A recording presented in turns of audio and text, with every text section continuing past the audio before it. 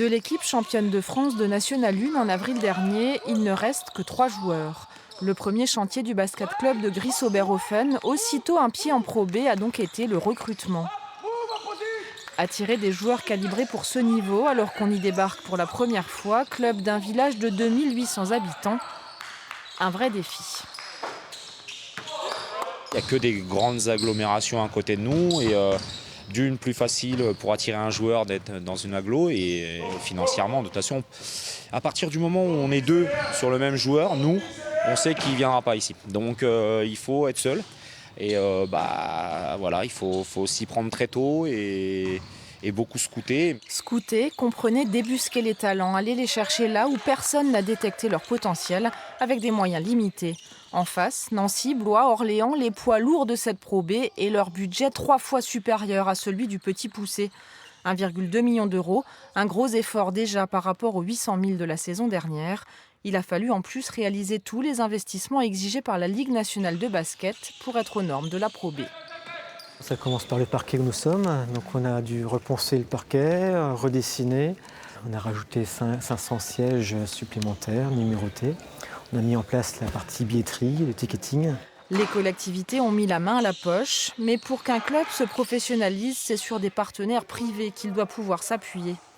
Il a fallu en chercher de nouveaux, une mission que les dirigeants ont confiée à un spécialiste du marketing sportif. Sa démarche, convaincre des entreprises locales de se fédérer autour de ce petit club qui grimpe. On vend surtout l'histoire du club.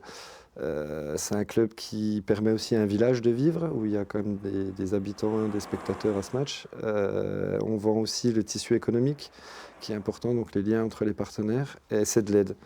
Moi, je pense persuadé que même à ce niveau-là, en Pro B, on demande encore de l'aide pour un projet.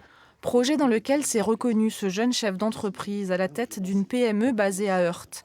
Il a rejoint les 10 partenaires historiques du club, sponsors de poids, et tous ceux, artisans, commerçants, qui aident le BCGO, chacun selon ses moyens. Ils sont désormais 150, regroupés en clubs des entreprises, où le basket est un prétexte pour mieux connaître les acteurs économiques de son territoire.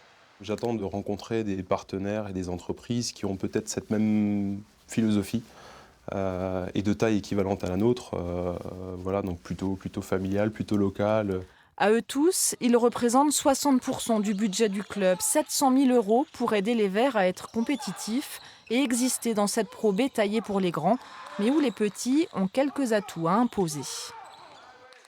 Étant donné que c'est un petit village, donc je pense que les supporters vont nous pousser un peu plus.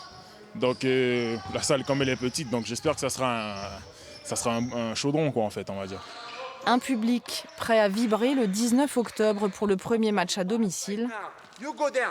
Il faudra d'abord réussir sa rentrée à Roanne, vendredi.